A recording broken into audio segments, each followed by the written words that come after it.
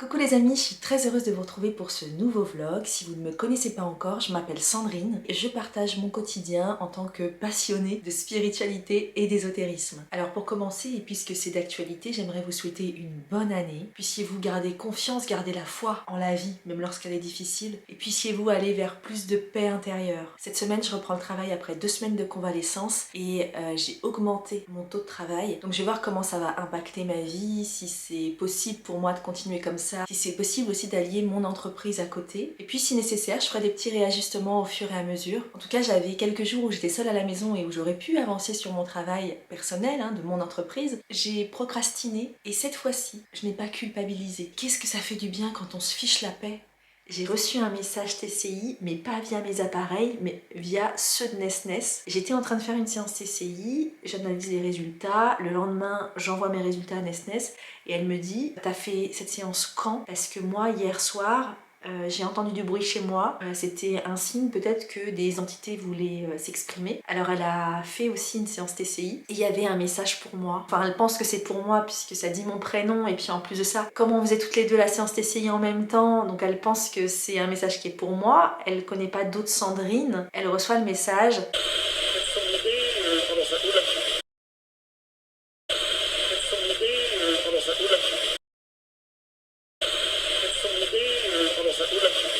Mais j'oublie pas de travailler sur la refonte de ma formation cartomancie. Je l'avais vraiment laissé de côté. En fait, j'arrivais plus à écrire le script de cette formation. Et là, je m'y suis remise et c'est beaucoup plus fluide. D'avoir fait une pause, ça m'a vraiment été bénéfique. Donc cet élan, il fait aussi écho à mon vision board de cette année.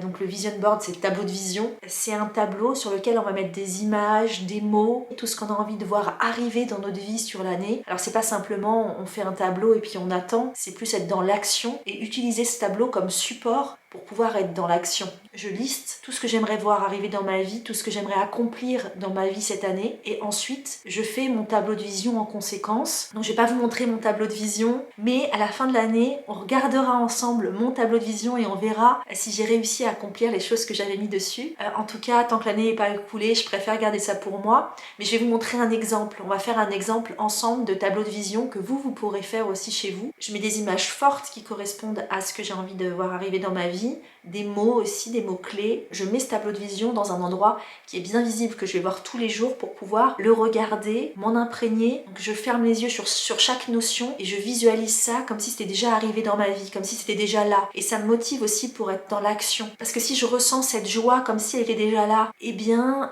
ça va me donner l'élan. Ça va aussi jouer sur un peu la loi d'attraction. Alors la loi d'attraction c'est bien, mais il faut être dans l'action. Finalement peut-être que ça va... C'est une aide aussi spirituelle de visualiser quelque chose pour pouvoir l'attirer à soi, mais aussi faire des efforts de son côté pour pouvoir faire en sorte que tout ça se rencontre. Je sais pas si j'arrive à m'exprimer correctement. En tout cas, ce que je fais aussi, c'est une fois que j'ai fait mon tableau de vision, donc je le mets bien en évidence pour pouvoir le regarder tous les jours, et je prépare des mantras qui correspondent à mon tableau de vision, et je vais les répéter en boucle, donc c'est des mantras au présent. Donc là maintenant, je vais vous montrer un exemple de vision board que vous pourriez faire à la maison. Alors on va commencer par lister ce qu'on veut voir arriver dans notre vie. Ça passe par une réflexion vraiment de se dire qu'est-ce que je ne veux plus et qu'est-ce que je veux maintenant. On prend vraiment le temps de réfléchir à tout ça. On prend quelques jours, voire une semaine pour pouvoir revenir sur cette liste parce que peut-être qu'au fur et à mesure des jours, il y a des choses qui vont vous venir, que vous voudrez ajouter, que vous voudrez enlever. Il y a des choses qui vont s'éclaircir aussi. Peut-être que vous allez avoir des synchronicités dans votre vie qui vont vous permettre de comprendre ce que vous voulez vraiment. Et qu'est-ce qu'on veut vraiment, c'est être heureux. Mais comment vous voyez le bonheur aussi, c'est ça, c'est réfléchir à tout ça. Est-ce que c'est, par exemple, si vous travaillez dans une entreprise et vous n'êtes pas épanoui, est-ce qu'il faudrait mieux pas aller vers autre chose? Donc là, on peut l'écrire. Ici, on peut écrire reconversion professionnelle, par exemple. Voilà, cette réflexion-là, elle va nous mener à écrire notre liste. Je pense qu'il faut aussi affiner. Ça serait quoi, cette reconversion? Dans quel domaine? Qu'est-ce qui nous conviendrait en fonction de qui l'on est? Donc là, je sais pas, par exemple, on peut mettre un métier créatif. Voilà, vous listez en fonction de vos qualités, en fonction de ce que vous aimez, en fonction aussi de vos bagages, de votre histoire. Vous pouvez aller vers quelque chose Après, on peut même aller d'un point de vue professionnel, pourquoi pas se dire, ben voilà, je veux quand même avoir une aisance financière parce que je galère depuis des années et aujourd'hui, je ne veux plus galérer, je veux cette aisance financière. Donc là, pareil, il faut quand même affiner à partir de combien vous estimez que vous êtes à l'aise financièrement. Donc là, vous mettez un montant, je ne sais pas, par mois, combien vous voulez gagner, au minimum.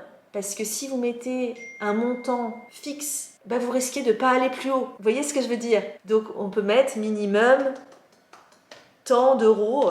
Voilà. Ensuite, on va dire que vous êtes célibataire et que vous aimeriez rencontrer quelqu'un, avoir quelqu'un dans votre vie. Donc on peut mettre rencontre amoureuse. Voilà.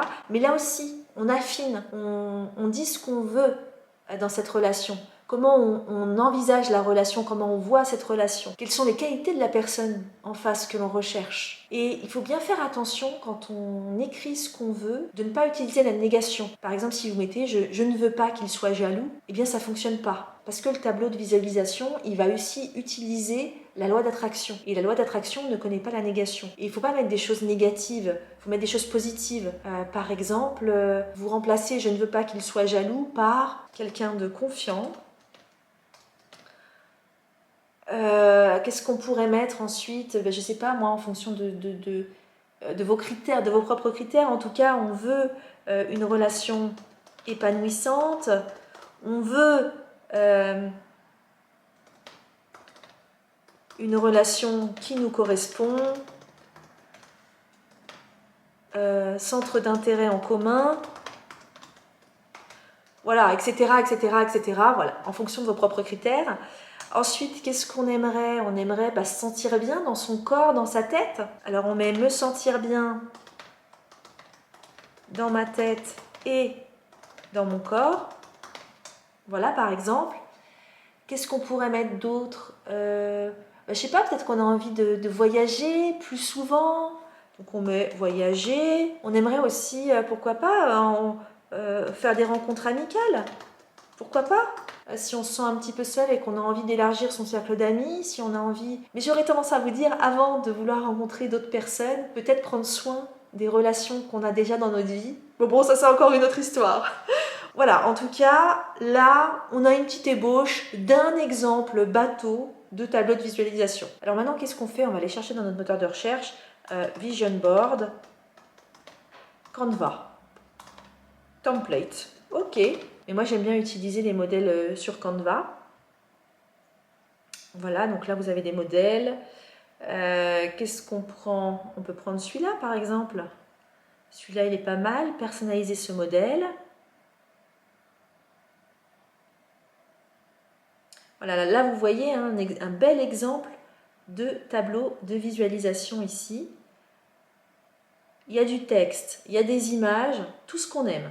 Et là, vous allez mettre les images et les mots qui sont associés à votre liste. On va le mettre en un peu plus grand, comme ça vous allez voir. Je trouve ça vraiment bien.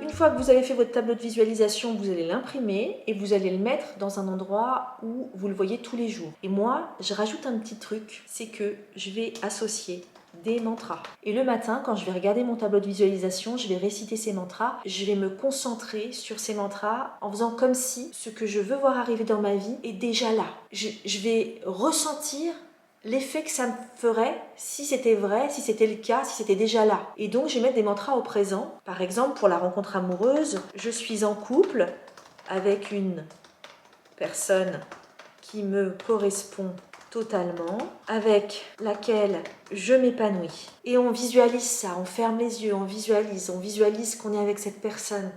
Comment on se sent. Voilà, vous faites ça pour toutes les propositions. Et ensuite, vous passez à l'action. Parce que par exemple, si vous avez mis je gagne au loto, je suis millionnaire, mais que vous ne jouez pas au loto, eh ben ça risque pas d'arriver.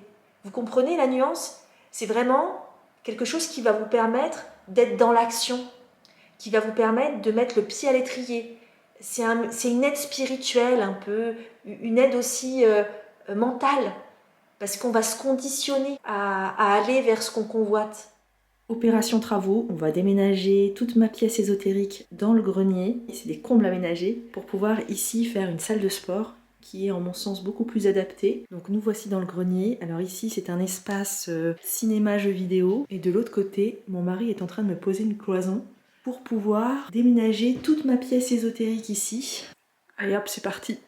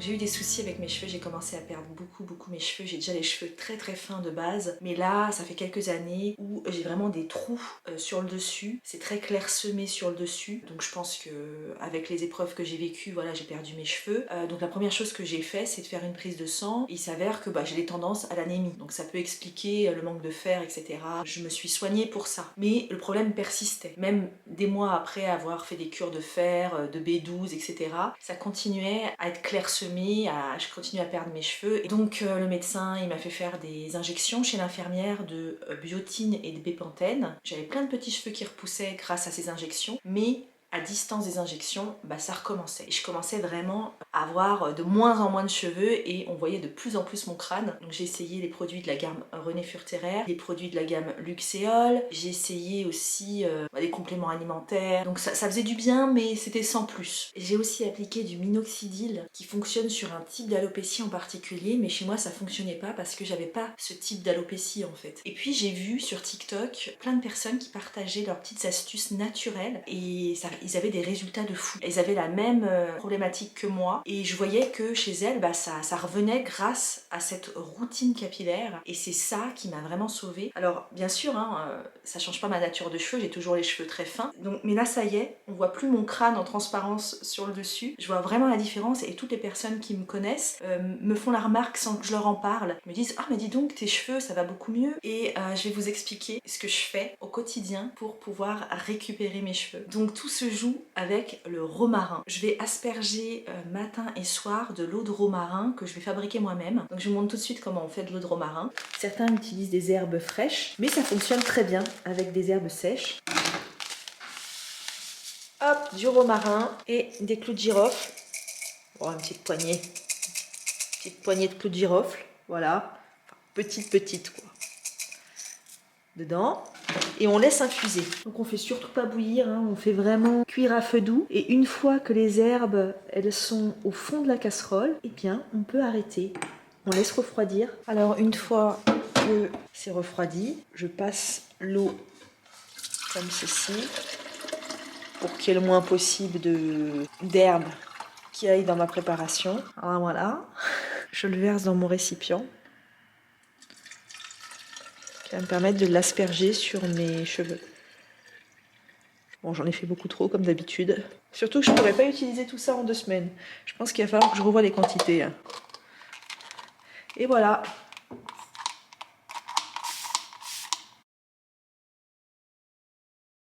Et je vais utiliser ce petit outil. C'est une petite roulette avec plein de petits picots dessus et je vais rouler sur mon crâne raie par raie tous les soirs et matin et soir je vais appliquer mon eau de romarin, je vais pchiter dessus et une fois par semaine je vais faire un bain d'huile mais pas sur les pointes, vraiment sur le cuir chevelu.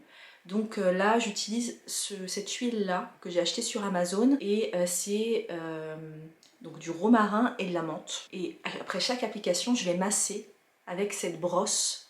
Là, c'est du silicone, c'est des petits picots en silicone et je vais masser l'ensemble de mon crâne pendant environ 5 minutes. Donc c'est vraiment le jour et la nuit, ça m'a vraiment sauvée. Alors bien sûr, l'alimentation est importante, hein. Il faut surveiller l'alimentation, il faut surveiller les carences, etc. Donc moi, je fais des prises de sang régulièrement, 1 à 2 fois par an pour contrôler tout ça. Et je pense aussi que l'état psychologique y est aussi pour quelque chose et c'est important aussi d'aller travailler ses blessures intérieures. Donc moi, je pense que là, je vais entamer des séances de psychothérapie pour m'aider à me libérer de tous les traumas que j'ai emmagasinés depuis l'enfance et surtout depuis ces dernières années. Mais vraiment, cette petite routine, j'avais envie de vous en parler parce que si vous avez les mêmes soucis que moi au niveau capillaire, ça va vraiment vous aider, ça va vraiment faire la différence. Bien sûr, hein, les résultats ils sont pas magiques du jour au lendemain. Moi ça fait des mois que j'ai cette routine là et ça fonctionne plutôt pas mal, c'est vraiment la seule chose qui fonctionne d'ailleurs. Il est 17 h et je suis de retour de chez une amie. Je suis allée lui rendre visite parce qu'elle vient de se faire opérer et il y a sa maman qui est arrivée pour l'aider dans les tâches ménagères. Pendant qu'on discutait, j'ai senti quelque chose qui m'a touché l'épaule. Un ressenti très fort. Ça m'arrive souvent ce genre de ressenti, je sens qu'on me touche en fait. Et du coup, je le dis. Et sa mère m'explique sa façon de faire des nettoyages énergétiques. Et elle se propose de le faire sur moi. Alors non pas que la personne, l'esprit, enfin je ne sais quoi, qui m'a touchée était néfaste. Mais au fur et à mesure de la discussion, je lui ai dit comme si je sentais que il y avait des énergies qui étaient bloquantes en fait, au-delà du deuil, de la dépression, etc. Et du coup, elle s'est proposée de me faire un petit nettoyage énergétique. Donc c'est ce qu'elle a fait par la prière.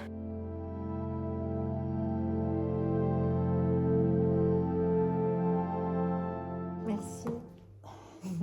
Merci. Merci beaucoup. Voilà les amis, c'est tout pour cette semaine. J'ai pas fait de séance TCI parce que je me sentais beaucoup trop fatiguée. Il faut vraiment être dans de bonnes conditions pour pratiquer ce genre de choses. Et quand on sent qu'on est fatigué, il faut pas le faire tout simplement. D'une manière générale, quand vous ne le sentez pas, ne le faites pas. Pour toutes les pratiques, c'est aussi simple que ça. Croyez en vos ressentis, ils sont vos meilleurs guides. Voilà, je vous quitte sur ces mots et je vous dis à mardi prochain pour un nouveau vlog. Bye bye!